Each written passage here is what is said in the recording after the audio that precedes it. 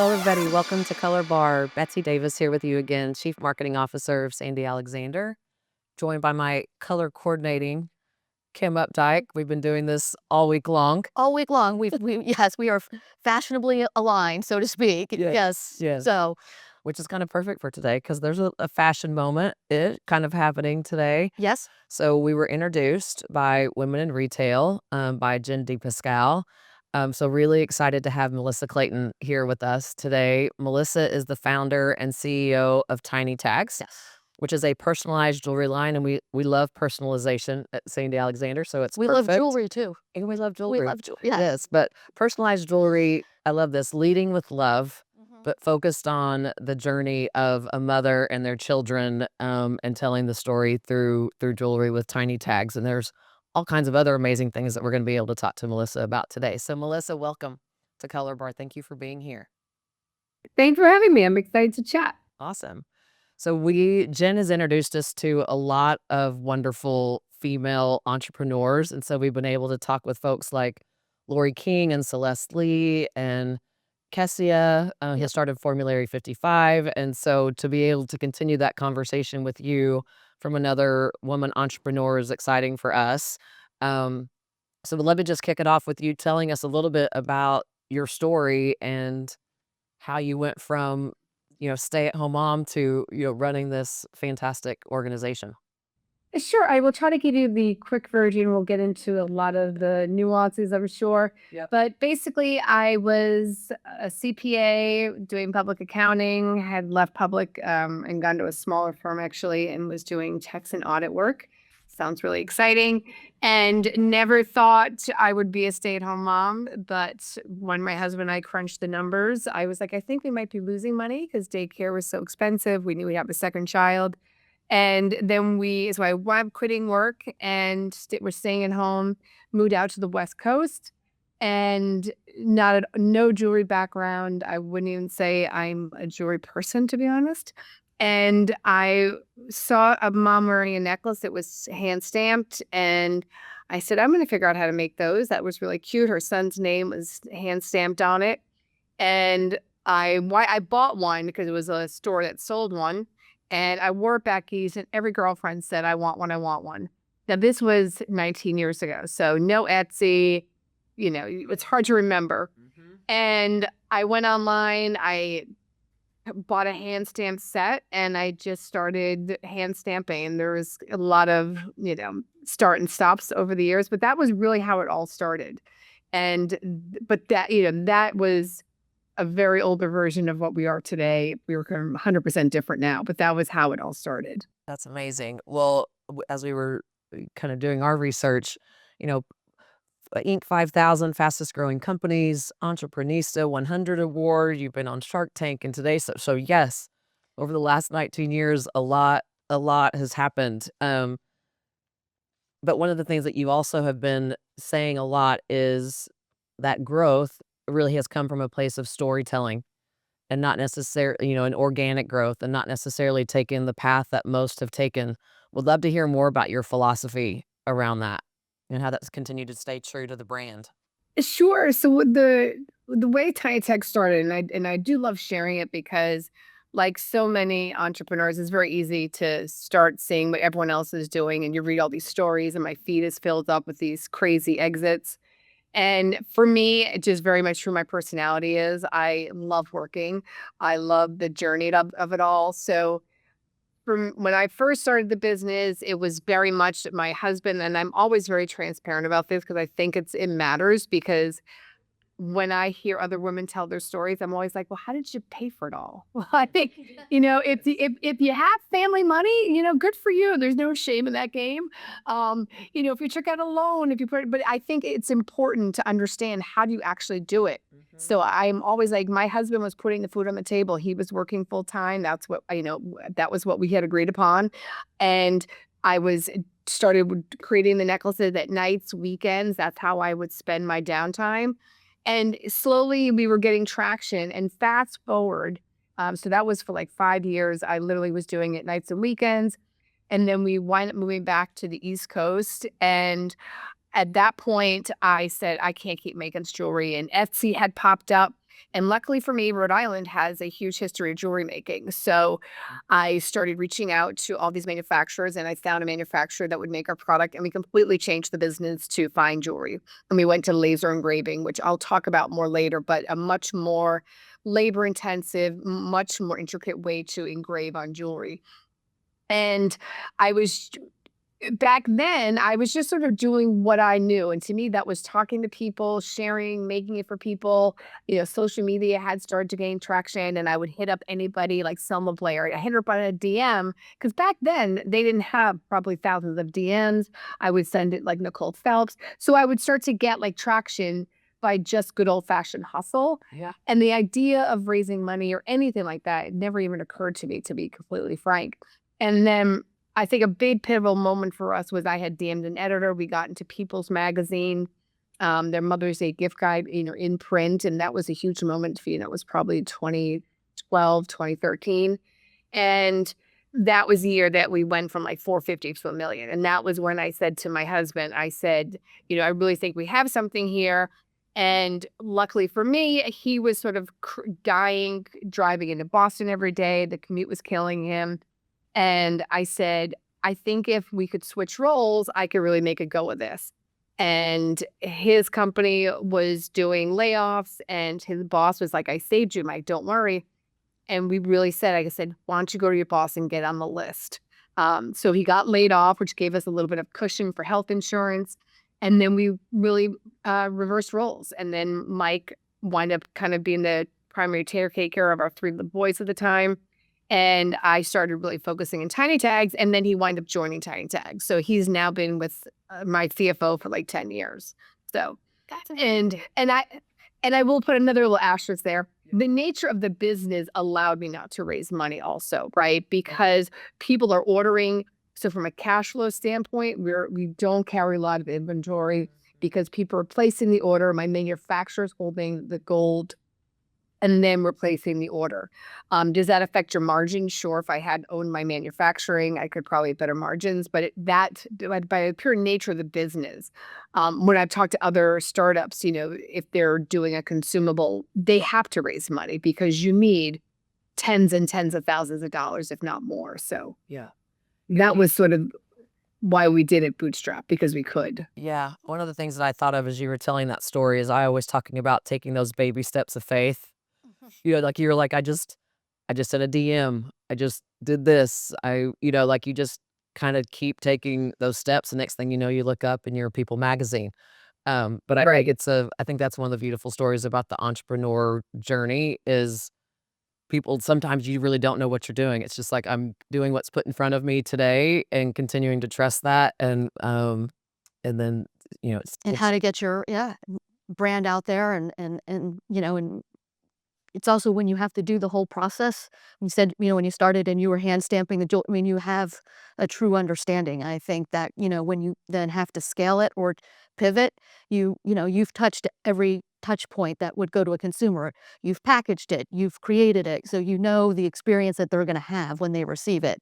And I think, that gives you an interesting point of view as you grow, and then how you continue to have that authenticity throughout your brand yeah, journey. yeah, And I think the thing that I love taking a class. I'm probably one of but I am such an avid business book reader. So I went to graduate school for accounting. I got my MBA, but I've learned everything from books. From, one of my favorite books is Brand Warfare. It's, Know Your Why. All of those books about the psychology of pricing. There is so much information out there. I'm sure it can get overwhelming, but there's like 5 books for me that are like my go-to. Every time I feel like, oh my gosh, we should do this, then we should do that, I always go back to Brand Warfare. And then remembering that the real value in building this business, because anyone can put a name on a necklace, is the truth. But not everyone can build a brand, and that's much harder to replicate. yeah. And you've even talked about in the short time we've been speaking about how things have transpired, and you mentioned a second ago having to pivot. How many, if you think about some of the moments where you've had to pivot and change course or just change where you thought directionally the business might go. What have those moments been like in these last, 12 years or so with the brand? Yeah, I think probably the biggest pivot for us right now has been Meta, Mm. and I love talking about it because for us, it's still like I'm like, is this really where we how we're going to grow the business? And for me right now, I feel like no, I feel like it's a necessary evil.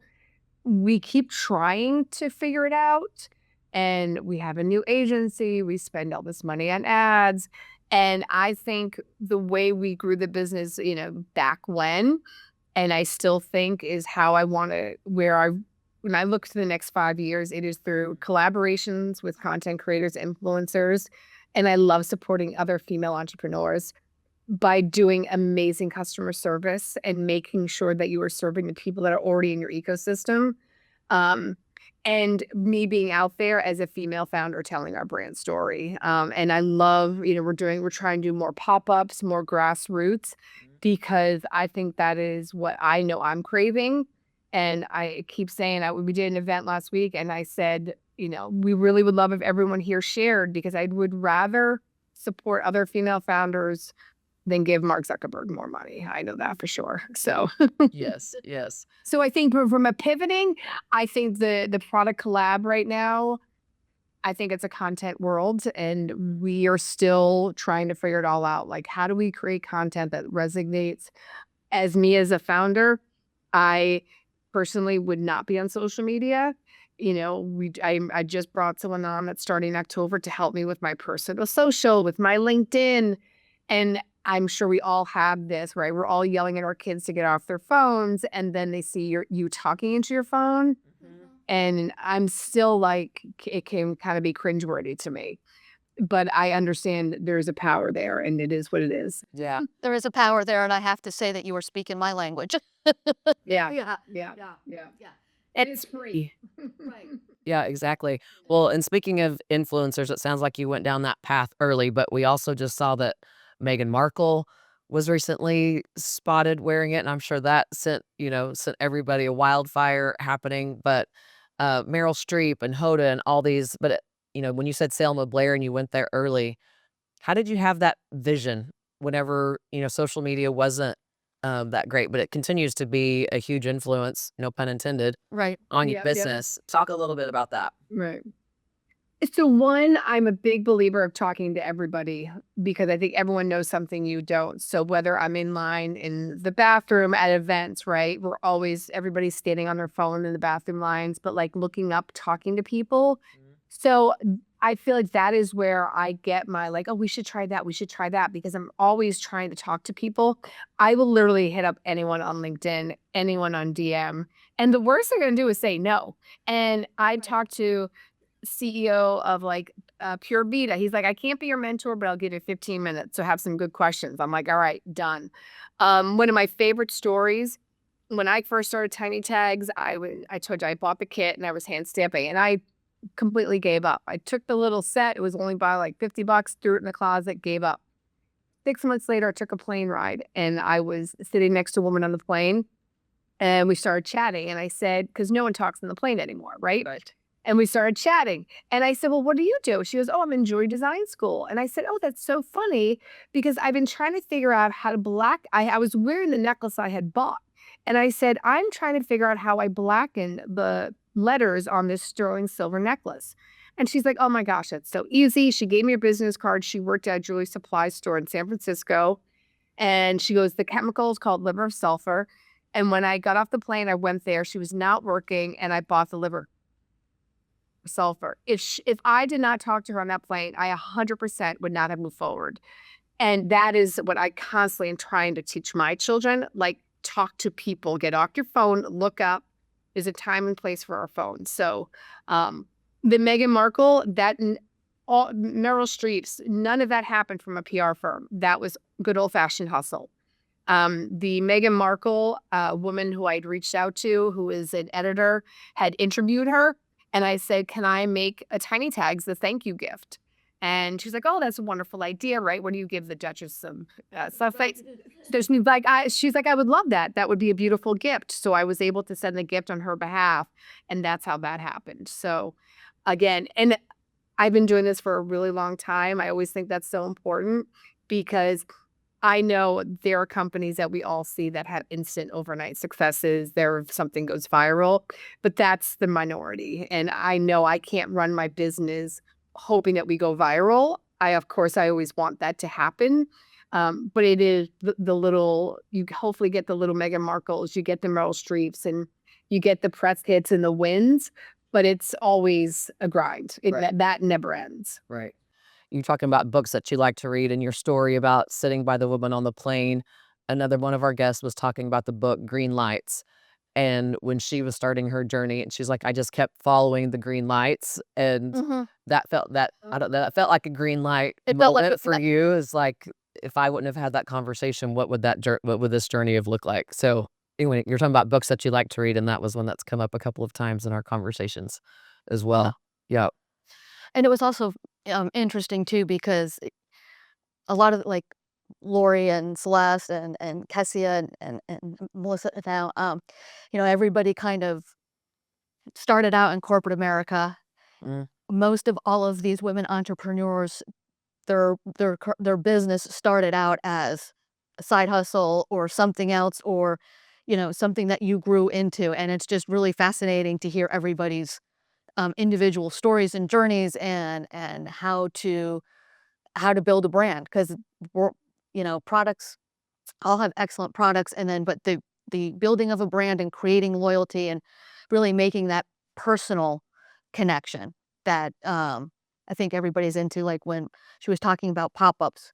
We've had a lot of conversations around having experiential or immersive, um, events or experiences that people want to have in person to make connections, yeah.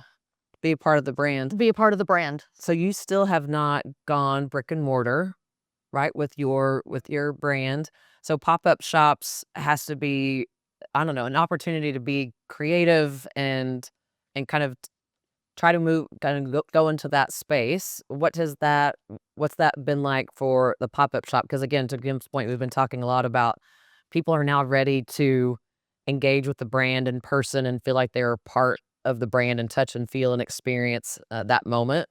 So we're seeing a lot of people do the pop-up shop. So would love to hear more about that from you.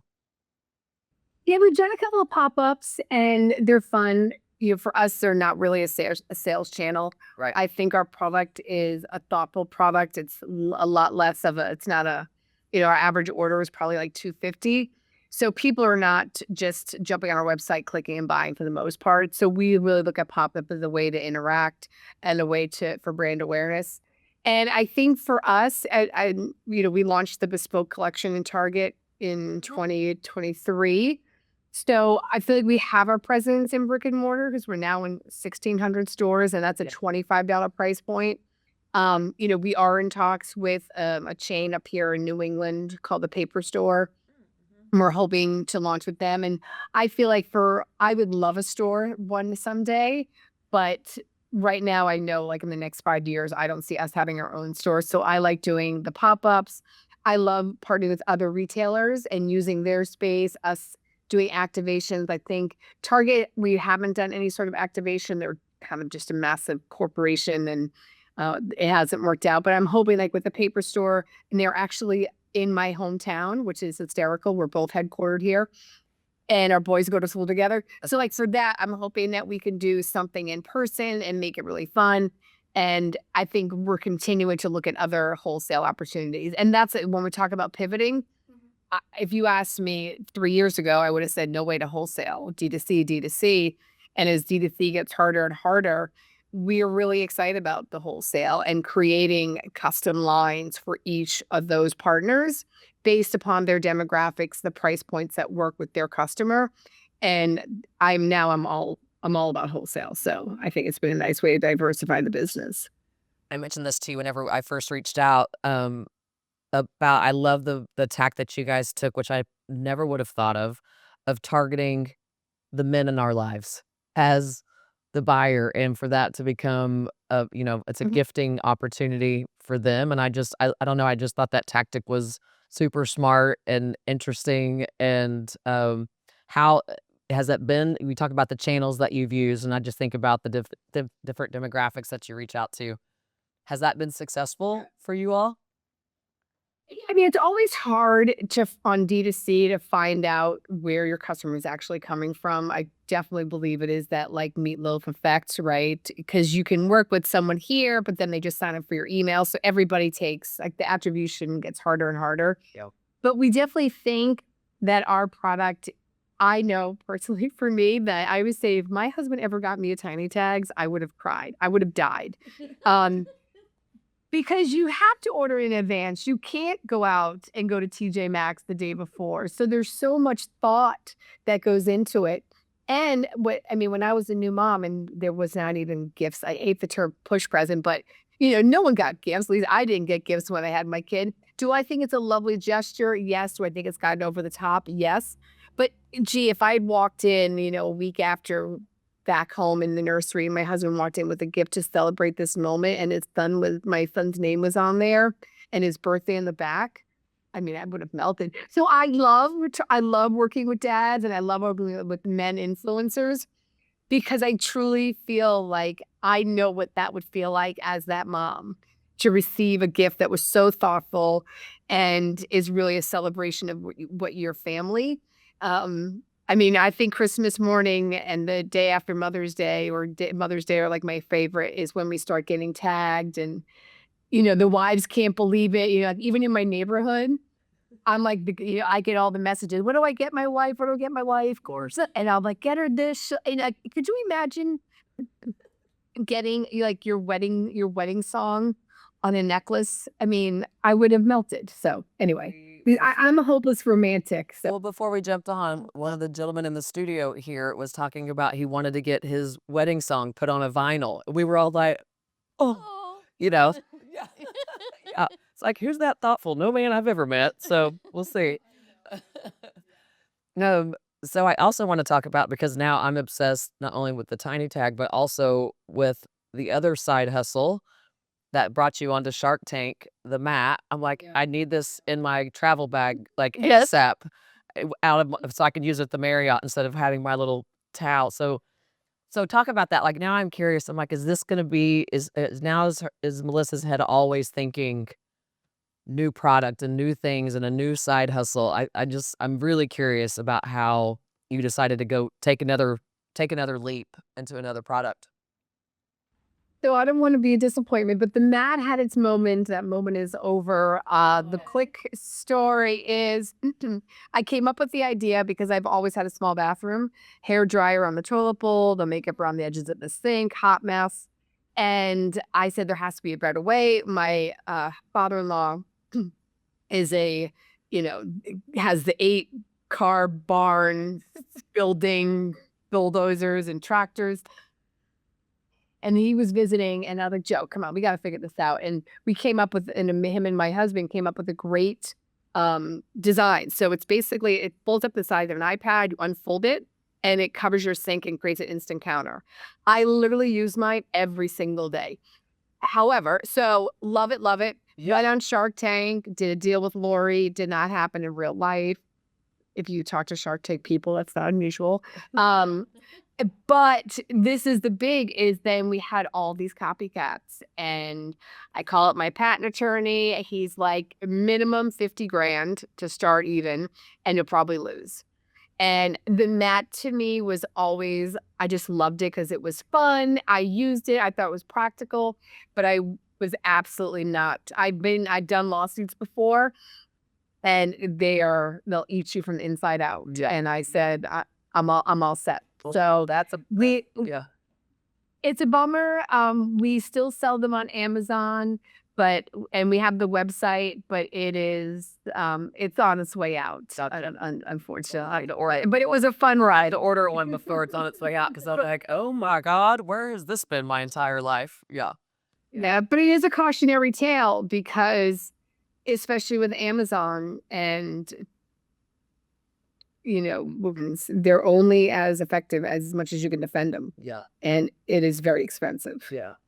Do you see yourself continuing to try to launch additional brands? Or, you talked about 5 years from now. What does 5 years from now potentially look like? Not only for Tiny Tags, but for Melissa? Yeah. Yeah, so I will be an empty nester next year, so I Oh am my very god. grateful that I know. So I'm very grateful that I have work, and I like my idol is Kendra Scott. She was actually my judge on Shark Tank, and an amazing woman. And I look at her now, and I'm like, because she also launched in Target, and people were like, "Oh, Kendra Scott launched in Target," and I was like, "There's plenty of next, plenty of years," and I believe in rising tides lift all boats. Yes. And I'm friends with, or I DM with the Little Words Project, who is also in Target. I do not look at other female jewelry brands as my competition. I love seeing everybody succeed. So I don't see me selling. If I didn't love what I do and I didn't think we have so much more to do, I mean, we're still a very small business. I mean, we're a team of 11. So I still think we have a lot more to do. And I feel like I honestly can say I'm just getting started because I have said no to a lot of things over the years because I put my family first. And being outside of Boston, everything's in New York, LA.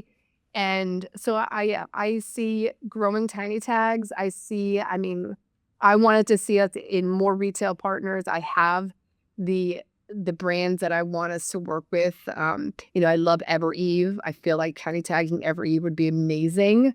So yeah. So if Megan's listening, So Evereve was one of my personal clients, and one of Sandy Alexander's clients. And we were just teasing because I have on a new Evereve shirt. She has on her Evereve pants. So yeah, we are Everevers around here. Yeah. So I've sent them videos from Colorbar. We've talked about their brand a couple of times because we're such fans. yeah, no, I love what they build. And being a husband wife team, I love talking to other husband wife teams. And yeah, I'd love I was telling somebody yesterday, I said, you should go to Every. They're amazing. They've really done a wonderful job. So Yeah, and they just keep opening stores, and Mhm. yeah, that's been a fun journey. So yeah. you've also just talked a lot, which we appreciate, about being such a huge supporter of other women entrepreneurs. I know that you are part of a couple of organizations where that's the main, journey and passion of that. Talk a little bit about some of the things that you're doing to help others in their, whether it's beginning their journey or they're an emerging brand. What is it that you appreciate the most about being that for other women that are finding their path?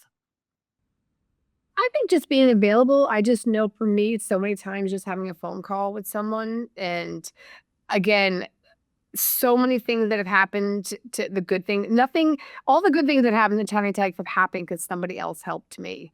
Whether it's, reaching out to a woman that was in Boston that worked at Draper James and then us getting to go to Nashville and doing a pop up in Draper James. Mm. Um, so I'm just like, I've always said, like, I will put on our social, my emails, melissa@tinytags.com, email me. I don't know if I can talk to you, an hour a week, but I know I will always make time to talk with other female entrepreneurs. And I think a little bit is transparency. I feel like at this age now, I don't care what people think of Tiny Tags, like that we're not as big as people think we are, or like I am very comfortable with where we are at and not on airs that we're, a billion-dollar company. We're not Kendra Scott, and do I wish I could be like Kendra Scott? Sure. And I love having her and looking up to her. So I think it's just making myself available and being transparent because I think, as a CPA or past CPA, I think women and money and numbers matters. And I think it's really important that women talk money. When I've done intimate speaking engagements and I put our growth chart with revenue, with income on a slide, people can't believe it because we've all been in the audience, and the only question you want to know when someone's talking about their business is, "Are you making money? What's your revenue?" And no one ever wants to share that. Yeah, it's all percentages, and it went like Yeah, this, yeah, kinda, yeah. exactly. Yeah. So Um, so again, I told you that we wouldn't keep you a tremendously long time, but we asked this of a lot of our guests. If there was, one thing that you would leave the listeners with, somebody that is contemplating getting their side hustle on, as you like to say, what would be a few words of encouragement or lessons learned that you would share with us? I think for me, I wish I dreamt bigger. I vividly remember laying in bed with my husband, and I said, "Could you imagine if I could make $250 a day, how that would change our income?" And never in a million years did I think that we would be in 1,600 targets or that he would work for Tiny Tags. And I also am a big believer of mentorship or finding the brand, finding the person that's doing what you're doing. I I hear people say, "Oh, I want to start a company. I can't come up with an idea." I said, "There are so many things out there you could just do and just do better." So I think people are so afraid to do something that someone's already done. Like we put a name on a circle. But yet I think Tiny Tags actually is a brand because we stand for something. And I think reading business books was huge for me because before I read Brand Warfare, our drop down had gifts for brides, gifts for dog moms, gifts for graduation, gift for yogis, and my head was spinning. And when I listened to that book, it was like light bulbs going off. And I think taking the time to understand myself and know what I really cared about and what I could actually put out into the world that meant something to me made the business so much easier. So trying to be everything to everybody makes you nobody. And I think that is more important now than it was, 18 years ago. So um, I think mentorship, I think reading, and I think dreaming bigger is really important. That we had a Yeah, that conversation earlier today, and they were talking about the blue sky moment, and to not limit yourself is basically what her point was, is, that's just blue skies and dream big and be bold. I think another one of your great messages that I've taken from you today is to be bold and ask the questions and have conversations.